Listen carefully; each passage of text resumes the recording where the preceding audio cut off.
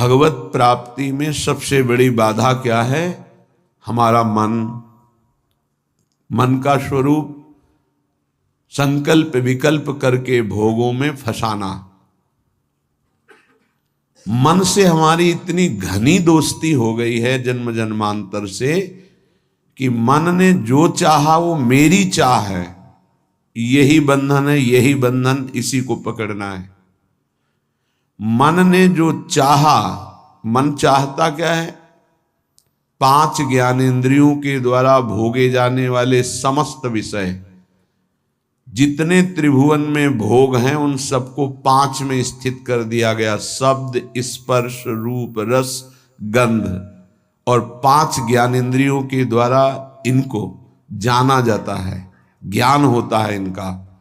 और इन भोगों को भोगने के लिए मन संकल्प विकल्प बनाता है। मन को मैं मानकर, मन को अपना मानकर हमारी दुर्गति हो गई, हम बंधन से युक्त हो गए, दुख पर दुख भोगते चले जा रहे हैं। सुख की लालसा से सुख भोग क्रिया परिणाम भयानक दुख, इसका मूल मन। मन को सुधारना केवल इसकी मित्रता को हटा देने से होगा, दूसरा कोई उपाय नहीं है। ये आप अच्छे से समझ लीजिए। मन को यदि सुधारना है तो इससे दोस्ती हटानी पड़ेगी। बहुत कठिन है इससे दोस्ती छोड़ना। ये जो चाहता है वही मेरी चाह है, ऐसा हमें भ्रम हो गया है। ये अशांत तो हम अशांत, ये शांत तो हम शांत, ये भोगों में तो हमें चाहिए भोग, मैं भोगता। बड़ा विचित्र ये बंधन हो गया है। अगर समझ पा रहे हो, मन की दोस्ती, मन में तन्मयता, मन में अपनापन, यही हमारी मन की गुलामी का मुख्य कारण है, यही बंधन है। जब तक हम मन से दोस्ती नहीं हटा देंगे, मन में तदात्मता जो हो गई उसे नहीं हटाएंगे, अपनापन जो हो गया उसको नहीं हटाएंगे, तब तक इस पर शासन नहीं कर पाएंगे। जब तक मन को अधीन नहीं कर पाएंगे तब तक भजन नहीं हो सकता। भजन की बातें हो सकती हैं, फिर भजन की बातों से हम सम्मान चाहते हैं, रुपया चाहते हैं, नाना प्रकार के भोग चाहते हैं, मनोकामनाओं की पूर्ति चाहते हैं। वो इन के इन प्रकार फंसा के ही रखता है, वो मुक्त नहीं होने देता। इसीलिए शास्त्रों में कहा गया है, बंधन और मोक्ष का कारण तुम्हारा मन ही है। विषय चिंतन भोगों में लगा हुआ मन बंधन का कारण है, भगवत चिंतन प्रभु में लगा हुआ मन मोक्ष का कारण है। स्पष्ट वर्णन किया गया है। इसलिए धैर्यपूर्वक अंतर्मुख होकर के इस मन से दोस्ती हटा दीजिए। ये बिना सत्संग के आप इस युक्ति को नहीं जान पाएंगे। आप इंद्रियां नहीं हैं, आप मन नहीं हैं, आप शरीर नहीं हैं, आप प्राण नहीं हैं, आप भगवान के अंश हैं, ये प्रकृति के अंश हैं, आप परमात्मा के अंश हैं। अपने को भूलकर इनकी अधीनता स्वीकार करके हमारी ये दुर्गति हो गई कि हम तुच्छ विषयों के अधीन हो गए। ऐसा लगता है यदि मन हमारा साथ नहीं देगा तो हम तो किसी काम के नहीं रह गए। अगर हम भोग नहीं भोगेंगे तो हमारा जीवन ही क्या रह गया। ये भ्रम बैठ गया है। यद्यपि आप पूर्ण काम हैं, आपको किसी भी वस्तु व्यक्ति स्थान भोग की किंचन मात्र आवश्यकता नहीं है, पर आपका ये मन आपको अधीन करके भोगों में सुख है, यही जीवन है, यही लाभ है, ऐसा भ्रम करा दिया है। उसी भ्रम को दूर कराने के लिए श्री भगवान गुरुदेव के रूप से, शास्त्र रूप से, नाना प्रकार के धर्मार्थ कार्यों के रूप से, कि इससे मन पवित्र होगा। पवित्र मन निष्काम होता है, अपवित्र मन कामी होता है। जब तक मन पवित्र नहीं होगा तब तक प्रभु से प्रेम या प्रभु का तन्मयता पूर्वक भजन असंभव। निर्मल मन जन सो मोहि पावा। निर्मल मन, निर्मल मन प्रभु के नाम, प्रभु के धाम, प्रभु की लीला, प्रभु के रूप, इन्हीं से निर्मल होता है। संसार का नाम, संसार का रूप, संसार की जो त्रिगुणात्मका माया के द्वारा खेले जाना वाला खेल है, ये सब मलिन करने वाला है मन को, और हम इसी में लगाए हैं, इसीलिए हमारी दुर्दशा हो रही है। बिल्कुल सच्ची मानिए, ये हमारे इस समय शत्रु पक्ष का काम कर रहे हैं, मन और इंद्रियां। देखो, कई बार का ध्यान दीजिए, पैसा दे के ये जानते हैं कि इसमें जो नाटक हो रहा है वो बिल्कुल झूठा है। आप जाते हैं, आप वहां 3 घंटे बैठते हैं, कोई मन को विक्षेप नहीं, कोई मन भागेगा नहीं कहीं, आराम से आपको 3 घंटे साथ देगा। लेकिन 30 मिनट माला उठाइए, देखिए फिर इसकी चाल कितना भागता है। तो शत्रु हुआ या मित्र, गलत कार्य के लिए पूरा तन्मयता होकर साथ देगा, भगवत कार्य के लिए एकदम खिलाफ हो जाएगा। तो इसकी चाल को नहीं समझ रहे। हमारा मन हमारा दुश्मन है इस समय। इससे हमारी मित्रता का मतलब है बंधन, मित्रता का मतलब है सर्वनाश। बहुत बहुत सावधानी की जरूरत है। ये मन 5 मिनट ऐसी चेष्टा करा देगा, आजीवन कारावास। कुछ क्षण ऐसी चेष्टा करा देगा, फांसी की सजा। कुछ क्षण ऐसे पाप करा देगा, नहीं कोई जानेगा, तो अंदर से भयानक रोगों की उत्पत्ति, अशांति, हृदय का हर समय दाह युक्त होकर जलना, बहुत प्रकार से कष्ट ही कष्ट देने वाला है। दुख योनयः, इससे दुख ही प्रकट होता है। इसलिए उपासक अपने आप को और मन को अलग करना सीखे। मन की मांग जो सही है वो पास कर दीजिए, जो गलत है उसको ना कर दीजिए, और बहुत जोर से ना कीजिए। नहीं नहीं नहीं, 1000 बार वो आपके सामने पेश करेगा, बड़ा सुख मिलेगा। नहीं, पर हम अंदर से कहीं ना कहीं टूट चुके हैं, हार चुके हैं। तो हमें लगता है कि यदि हम मन का साथ नहीं देंगे तो हाँ, ये हमको जलाएगा, ये हमको परेशान करेगा, और वो मैं सह नहीं सकता। इसी से हम मुक्त नहीं हो पा रहे, इसी से हम परमानंद में नहीं डूब पा रहे। यही कमजोरी है, इसको अच्छे से समझिएगा। मन से एक बार युद्ध करना पड़ेगा।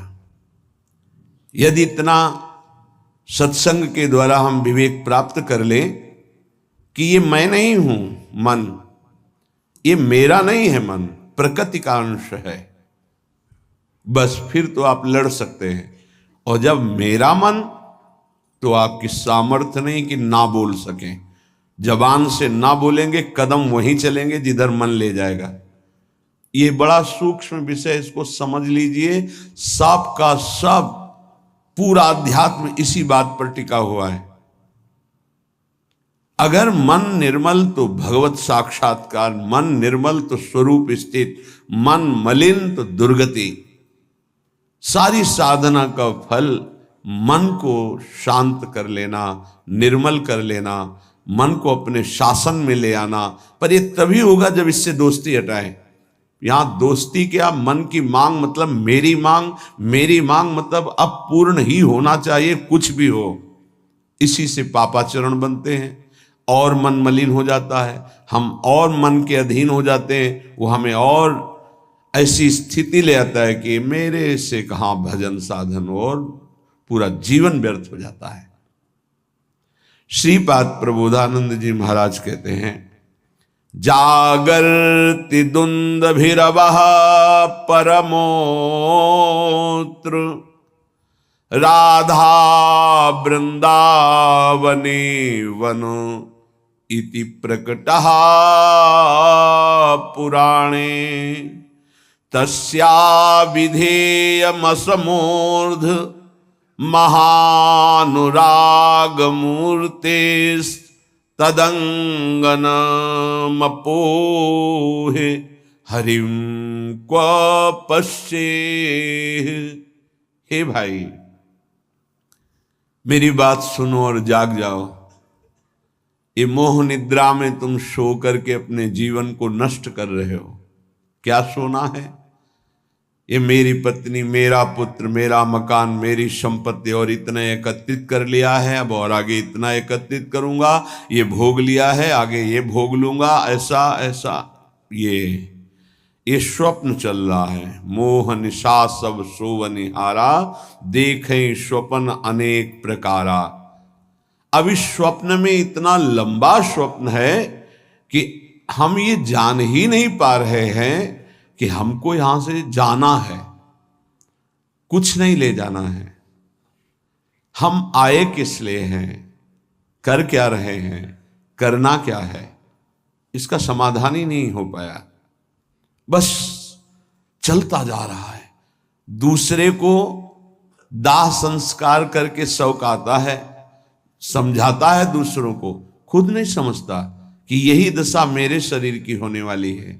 फिर इसके बाद कोई नवीन शरीर मिलेगा जिसमें हम साधना नहीं कर सकते, जिसमें हम बंधन से मुक्त नहीं हो सकते। इसलिए जागो, प्रभु की प्राप्ति ही जगना है। जहां तुम्हारे हृदय में भाव आया कि मुझे इस जन्म में भगवत साक्षात्कार करना है, जीवन मुक्त होना है, जगना प्रारंभ हो गया। अगर ये चाह नहीं आई तो सो रहा है, चाहे कोई भी हो। 18 पुराण कंठस्थ हो, चारों वेद कंठस्थ हो, लेकिन लक्ष्य भगवत प्राप्ति नहीं है तो सोया हुआ है। जगा हुआ पुरुष वही माना जाता है। मोह का नाश होकर ज्ञान का प्रादुर्भाव हो जाना। होय विवेक मोह भ्रम भागा, तब सब विषय विलास विरागा। जगा हुआ पुरुष जिसके हृदय में बात आ गई है, मुझे स्वरूप स्थित होना है, भगवत प्रेम प्राप्त करना है, भगवान से मिलना है, पक्का इस जन्म में मिलना है भगवान से, ये बात आ गई, वो जगा हुआ पुरुष है। तो ये बात जान लो कि भगवान कहां मिलेंगे। श्रीपाद कहें, ये हम डंके की चोट से कहते हैं कि हमारी लाडली जू परम पावन वृंदावन धाम में अभी इसी क्षण लीला परायण है। राधा वृंदावने वन इति प्रकटः पुराणे, बहुत से शास्त्रों में ऐसा वर्णन, गर्ग संहिता देख लीजिए, पाताल खंड में ब्रह्म वैवर्त पुराण में बहुत सुंदर वर्णन है, जगह जगह वर्णन है। तो जहां हमारी किशोरी जो है वहीं प्रभु विराजमान है। अब सूक्ष्म विषय इसका, किशोरी जो प्रेम रूप है, जहां प्रेम है वहीं हरि है। प्रेम के बिना हरि का साक्षात्कार नहीं हो सकता। प्रेम का मूर्तिमान स्वरूप हमारी प्रिया जो है, इसीलिए हम कहते हैं राधा राधा राधा, क्योंकि राधा उच्चारण किया तो जिनका नाम राधा है वो देखे, और जिनको प्राण प्रिय है वो देखे। प्राण प्रिय है हरि को, हरि रसना राधा राधा रट, स्वयं हरि जो राधा राधा रटते हैं, और किशोरी जो प्रिया प्रीतम दोनों हमारी तरफ देखेंगे राधा उच्चारण से। तस्या विधेय मसमूर्ध महानुराग, किशोरी जू की कृपा से ही महाअनुराग प्रकट होता है। महाअनुराग में ही हरि का साक्षात्कार होता है, प्रिया प्रीतम का साक्षात्कार होता है। इसलिए अगर हमारे वाक्य को आप समझ पा रहे हो, श्रीपाद कह रहे हैं, तो आप वृंदावन का आश्रय ले लीजिए।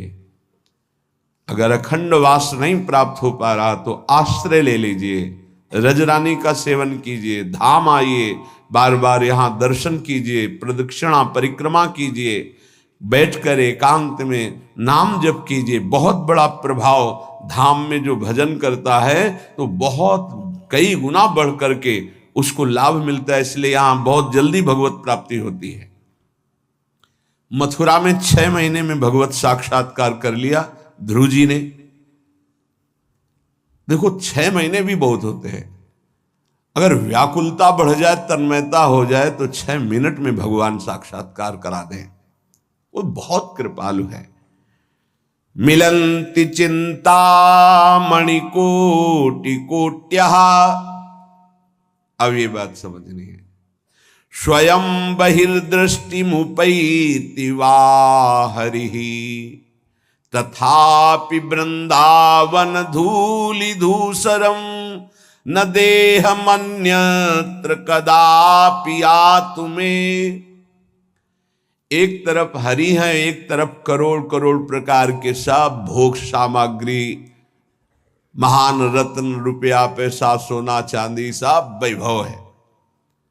अब अगर पूछा जाए मन से कि किधर कदम बढ़ाओगे, तो इधर ही कदम बढ़ेगा, हरि की तरफ नहीं। बातें केवल हरि की होंगी, हरि की तरफ कदम नहीं। बहुत विचित्र माया है, बहुत विचित्र माया। देखो ना, मन समझा रहा है अभी भोग लो, हरि तो आगे मिल ही जाएंगे। आगे कब कब आगे मिल जाएंगे? कितने दिन की आयु है? हमारा मन हमको गलत सलाह देकर हृदय को अपवित्र करता रहता है, हम राजी बने रहते हैं। बड़ा धोखा हो रहा है, हम अपने साथ धोखा कर रहे हैं। पक्का समझो, केवल हरि प्राप्ति के लिए हम यहां आए हैं। अनंत जन्मों से भटक रहे हैं, अनंत जन्मों से, न जाने किस किस लोक में, किस किस योनियों में कितना कितना कष्ट वो सब भोग के आए हैं। माया ने सब विस्मृत कर दिया है। अब लगता है देखा जाएगा जो होगा। अरे देखने लायक नहीं रहोगे। ऐसा कष्टप्रद जीवन होता है कि कोई उपाय नहीं है। अन्य योनियों में कोई उपाय नहीं है। बहुत कष्टप्रद जीवन। देखो ना, जीवों के साथ कैसा बर्ताव कर रहे हैं मनुष्य शरीर धारण करके। पता नहीं उनको कि यही दुर्गति उनकी होनी है। जीवित ऐसे जैसे पकोड़े तले जा रहे हैं, ऐसे जीवों को, ऐसे उनके, वो भी जीव हैं, वो हम ही तुम हैं, कर्म के अनुसार वो बन गए। क्या बर्ताव हो रहा है?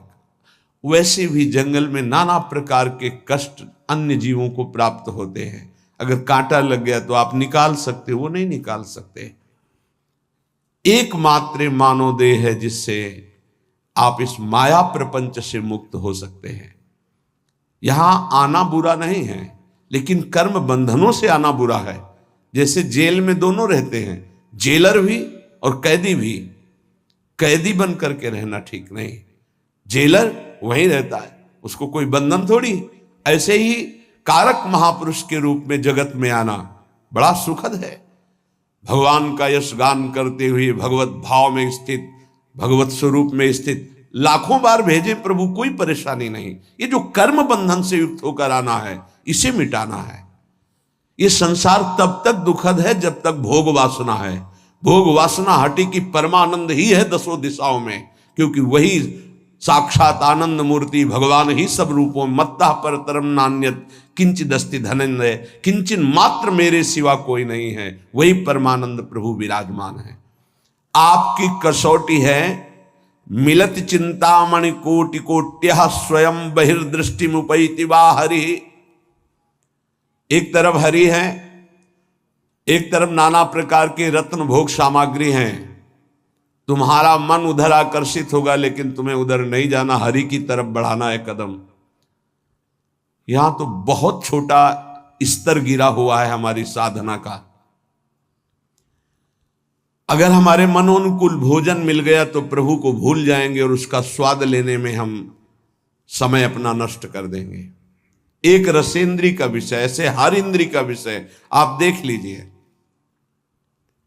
आपके मनोनुकूल कोई गाना, कोई नाटक, कोई सिनेमा, कोई आप देख लीजिए, प्रभु को भूल जाएंगे आप उस समय, और उस पे आपका मन तन्मय हो जाएगा। कितनी छोटी गिरी हुई स्थिति है। त्रिभुवन का कोई भी आकर्षण हमारा नाम न छुटवा पावे, भगवत स्मृति न छुटवा पावे, तब तो साधना मानी जाएगी। बिल्कुल सावधान। श्रीधाम वृंदावन का जो वास है, आश्रय है, ये बहुत जोर का है। आश्रय से ही भगवत प्राप्ति हो जाएगी। अगर दृढ़ निष्ठा आ जाए, कोटि कोटि चिंतामणि रत्न आदि आपको प्राप्त हो तो भी तुम आश्रय मत छोड़ना प्रभु का, वृंदावन का, धाम का। पहली बात तो ये भगवद आश्रय कहीं भी रहोगे तो ये धाम आपको अपनी महिमा प्रकाशित कर देगा। कहीं भी आश्रय पक्का होना चाहिए। आश्रित हृदय वृंदावन का कैसा होता है कि जहां उसको अपने व्यवहार कार्य से फुर्सत मिली भागा, जैसे कोई अपने घर को भागता है छुट्टी मिलने पर, ऐसे श्रीधाम भाग के आया। उसे कोई कहे अमुक जगह चलो बहुत सुंदर वहां शोभा है प्रकृति की, वो नहीं जाएगा। नहीं, हमारा तो जीवन वृंदावन है, प्राण वृंदावन है, सर्वस्व वृंदावन है। वो बस भाग के वृंदावन, ये है वृंदावन का आश्रय। एक दिन का भी समय मिला तो कहीं नहीं, भागा वृंदावन की तरफ। एक बार बिहारी जी की दंडवत, एक बार वृंदावन की परिक्रमा की, फिर चला गया। आश्रय तत्व अगर पुष्ट होगा तो वृंदावन वहीं कृपा कर देगा। एक बात और बड़ी जोर की कह रहे हैं कि जिनको वृंदावन वास मिल गया है उनके लिए खास बात, यदि आपको अखंड वृंदावन वास मिल गया है तो अब बहिर्दृष्टि मुपैति वा हरि, हरि भी वृंदावन की सीमा के बाहर आपको बुला रहे हो तो मत जाना। जैसा श्रीपाद श्लोक में लिख रहे हैं, श्री भट्ट देवाचार्य जी उसे पद में लिख रहे हैं, विपिन राज सीमा के बाहर हरिहू को न निहार, रे मन वृंदा विपिन निहार। यद्यपि मिले कोटि चिंतामणि तऊ न हाथ पसार, बिल्कुल उसी की टीका है मानो। जय श्री भट्ट धूलि धूसरतन यह आशा और, तथापि वृंदावन धूलि धूसरम न देह मन्यत्र कदापि आतु में। वृंदावन की रज से सना हुआ हमारा शरीर और अंतिम श्वास यही पूरी हो राधा, वो बात बन गई जो बड़ी बड़ी साधना से नहीं बनती, बड़ी बड़ी साधना से। अंदर की खास बात है अपने को भूल जाना और प्रभु के चिंतन में तन्मय हो जाना, यह भक्ति का लक्षण है। सब कुछ भूल जाना, अपने स्वरूप में स्थित हो जाना, यह ज्ञान का है। इसके अलावा भगवान की माया का प्रभाव है। बड़ी विडंबना है, भगवान की कृपा से जब कोई साधन बनता है तो हम भगवान की कृपा ना कह करके, भगवान की कृपा ना मान करके हम उसमें अपना अहम आरोपित कर लेते हैं। इसलिए हमारी साधना बाधित हो जाती है और हम विक्षिप्त हो जाते हैं, विक्षेप पड़ जाता है साधना में। किसी के मुख से सुन रहे थे कि मैं केवल प्रवचन नहीं कर रहा हूं, इतना समय हो गया ये नहीं खाया, ये नहीं पिया, ऐसा ये त्याग। अरे ये सब देहाभिमान के अंतर्गत है, इसका कोई महत्व नहीं है। मछली जल में रह करके पूरा जीवन व्यतीत करती है केवल जल पी करके, केचुआ केवल मिट्टी खा के रहता है, कितने पंछी केवल फल खा के रहते हैं। क्या भगवत प्राप्ति हो जाती है क्या? ये साधन देह विस्मृत करने के लिए है कि जो कुछ मिला थोड़ा डाल दिया, बस नाम चिंतन, भगवत चिंतन। चिंतन इस बात का कि एक एक दिन हम प्लस जोड़ रहे हैं कि ये नहीं खाया, ये नहीं पिया, ये नहीं त्याग, ये तो प्राकृतिक क्रिया है, इसका कोई महत्व है क्या? देह धर्म से युक्त होकर, देहाभिमान से युक्त होकर ऐसी चेष्टाओं में साधक उन्नति नहीं प्राप्त करता, गर्व करता है और पतन हो जाता है। महाराज ययाति का सुकृत नष्ट नहीं हो रहा था, बड़े समय से उत्तम लोकों में विमानों से घूम रहे थे। देवराज इंद्र ने एक बार उनको बुलाया, महाराज आपने कौन सा सुकृत किया कि आपके दिव्य लोक सुरक्षित हैं, अर्थात आपका पतन नहीं हो रहा, आपके पुण्य नष्ट नहीं हो रहे। तो सभा में जब ऐसा पूछा तो अहम उदित हो गया। महाभारत में भगवान व्यासदेव जी वर्णन करते हैं, उन्होंने कहा ना कोई ऐसा हुआ है, ना है, ना आगे होगा। जैसा मैंने दान किया तप किया सुकृत किए, बस ऐसा निकलना था कि सारे सुकृत भस्म हो गए। देवराज इंद्र ने कहा विश्व के समस्त ऋषियों का, महात्माओं का, धर्मात्माओं का आपने अपमान कर दिया, आप भ्रष्ट हो जाए। उसी समय सर के बल नीचे ऐसे मृत्युलोक की तरफ आने लगे।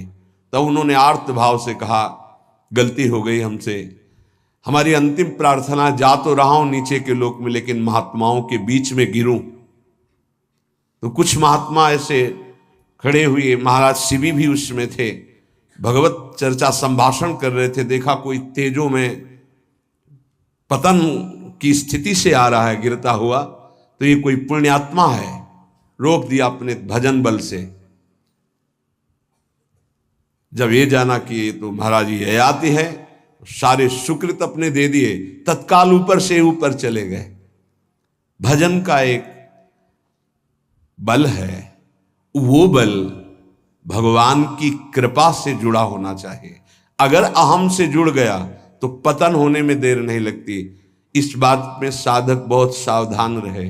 प्रायः ये अहम घूम करके ऐसे आ जाता, ऐसे शब्द साफ संतों की अवहेलना हो रही थी उनके मुख से, साफ संतों की। ऐसा कोई कर सकता है जैसा मैं कर रहा हूं? मैं कुछ नहीं है। ये खाना पीना, लेना देना, उठना बैठना, ये एक प्राकृतिक चेष्टाएं हैं। इनसे किसी की महात्मा स्थिति नहीं जानी जाती। महात्मा स्थिति हृदय की होती है, जो समस्त द्वंद्वों पर विजय प्राप्त कर चुका है, जो देहाभिमान रहित हो चुका है, जो तीनों शरीरों के राग का त्यागी, उसे महात्मा कहते हैं।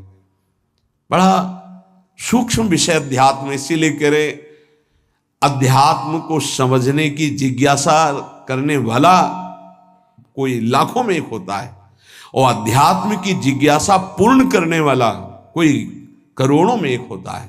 आप शास्त्रों में पढ़ के देखिए, हजारों जन्मों की पुण्य एकत्रित होते तब मुमुक्षुता जागृत होती, मैं मुक्त होना चाहता हूं। अरे भगवान की कृपा से कोई साधन बन जाए तो दैन्य हो जाओ कि भगवान ने साधना करवा दी। कृपयतु मयि वृंदारण्य राज्ञी मनाग, प्रति बहुल कृपारु स्नेह भाराद्रुदश्रु, फलतु तदनुकंपा कल्पवल्ली, फलम त्वत् भूतो मदिवसतिर्मे तत्प्रियाराम सीमनी। हे लाडली हम पर अतिशय कृपा कर दो, हे वृंदावनेश्वरी हम पर रीझ जाओ, ऐसी कृपा कर दो कि आपकी चरण चिन्हों से चिन्हित इस भूमि की सीमा से कभी बाहर ना जाऊं, ऐसी कृपा कर दो। हे करुणामयी कल्पलता स्वरूप, कल्पलता कल्पतरु, जो इच्छा करो वो प्राप्त। मेरी इच्छा यही है, ये इच्छा मेरी फलीभूत हो जाए कि मैं कभी वृंदावन की सीमा से बाहर न जाऊं। हे लाडली, यदि बाहर जाऊं तो आपका भरोसा केवल रहे हृदय में। आपके भरोसे से ही हम संसार प्रपंच के खेलों में फंसेंगे नहीं। महारानी जू, हे प्रिया जू, आप करुणामयी हम पर ऐसी कृपा कर दो कि पहली बात तो वृंदावन की सीमा के बाहर न जाऊं, दूसरी बात अगर बाहर सेवार्थ व्यवहार्थ तो हे लाडली आपके चरणों का दृढ़ भरोसा रहे। अगर श्री जी के चरणों का दृढ़ भरोसा है तो पतित नहीं हो सकता उपासक। बाहर और भीतर, संसार में और धाम में, दोनों बात समझ लीजिए। हृदय में और बाहर व्यवहार में, धाम में और संसार में, वही सौभाग्यशाली माना जाएगा जिसका चिंतन प्रभु से हो रहा है।